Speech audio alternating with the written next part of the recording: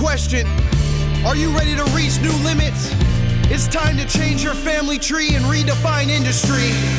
Enough with all the cliche cookie cutter recommendations about finance, business, and life.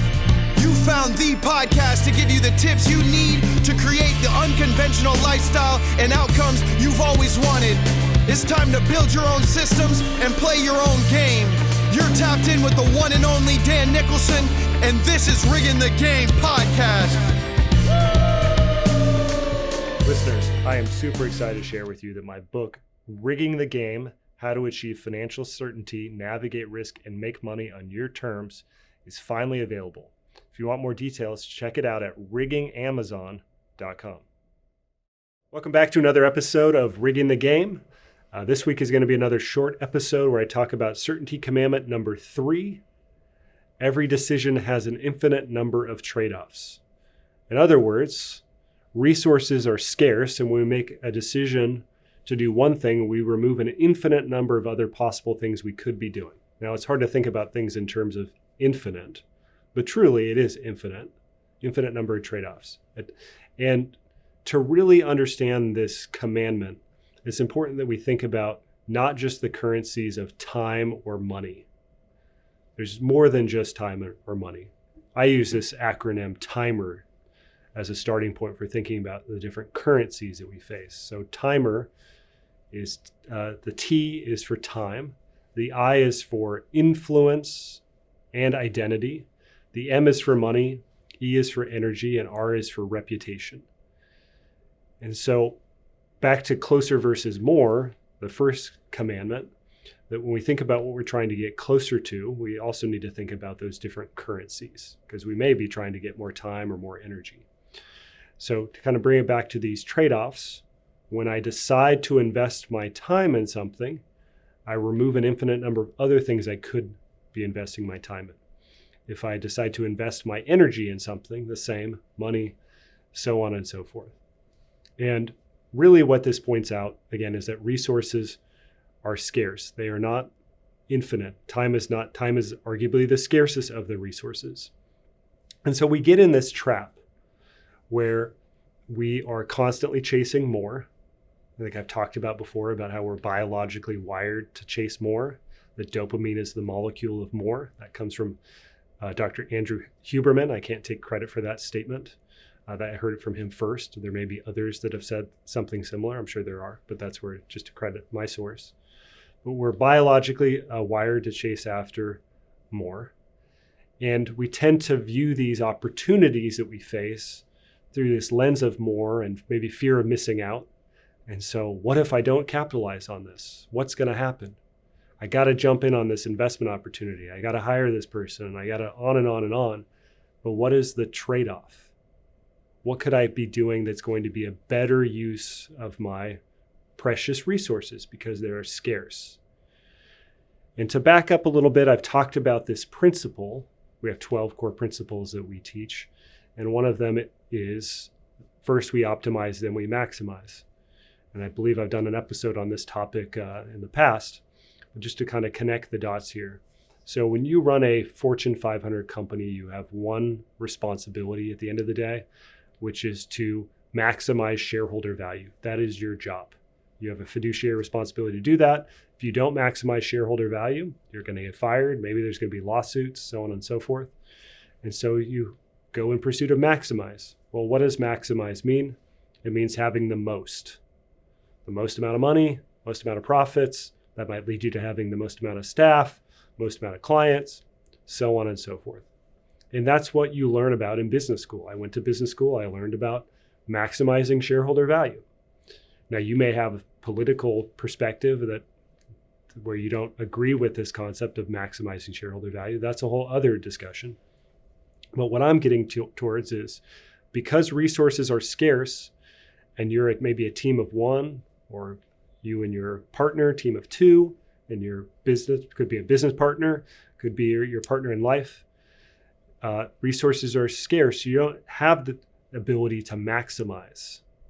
You have to optimize. Optimize is what's the most efficient path forward, given the things that you want, the things that you're trying to get closer to.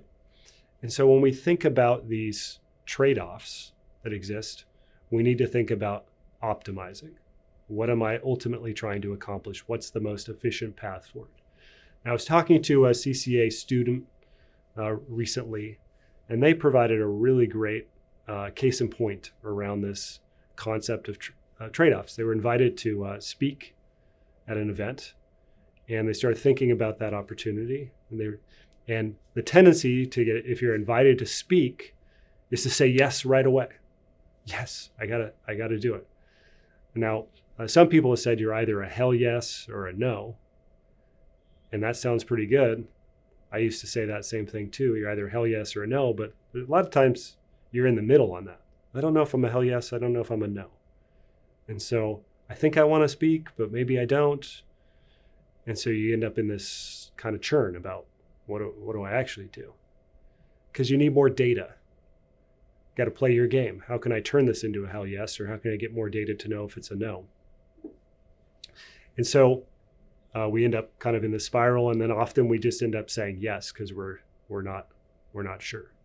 But the decision to do this speech, this presentation, might have travel time and a bunch of other things that go along with it, preparation, etc. Well, in her case, what she recognized was, yeah, the audience is there, but I'm best when I speak if I have an opportunity to do Q&A and a list of other things that go into it, right? And so unless she could play her game and play on her terms, the time investment wasn't actually going to be worthwhile because there were other things she could have been doing with that time. She could have been speaking to her existing audience in the ways that she knows generates results. And so in her case, she came back with a set of terms, and I think the ultimate outcome was that they agreed or aligned with what she requested. But the point of that is in recognizing there's a trade-off. If I invest this resource, it might actually be getting me further away from what I really want because I could have invested this time, this resource, in something else. And so once we start to understand these trade-offs, then we ask ourselves the question, is it going to get us closer to what we want? And if not, what do I do with that? And the answer could be, no, don't do it. Or better yet, we ask ourselves, how do I turn this from a no to a yes? What would make this a yes? And then I go back and I potentially negotiate. I share with the other person, here's what I'm going to need to make this a yes, to make this worthwhile. Because otherwise, I could invest my time elsewhere in other things, or my money elsewhere in other things. Another client gave an example who's going to come on as a guest later and talk about real estate. And so you're going to hear how investing in real estate, how he's changed his business model by working through thinking about the different trade-offs and ultimately getting to a better opportunity that also gives him significantly more upside. So with that, I want to remind you that what I teach is the least amount of effort, least amount of risk, most amount of options while playing your game.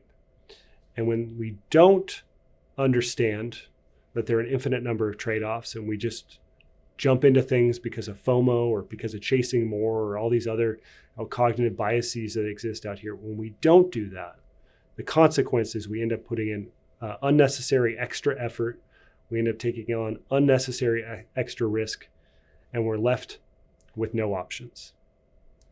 And every action at the end of the day should be getting us closer to what we want, because otherwise, what's the point? Thanks for tuning in. See you next time.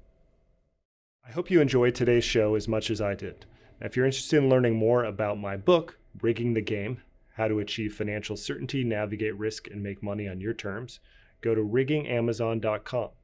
If you're interested in joining our next cohort in the Certainty Certified Advisor Program, go to certaintyu.com.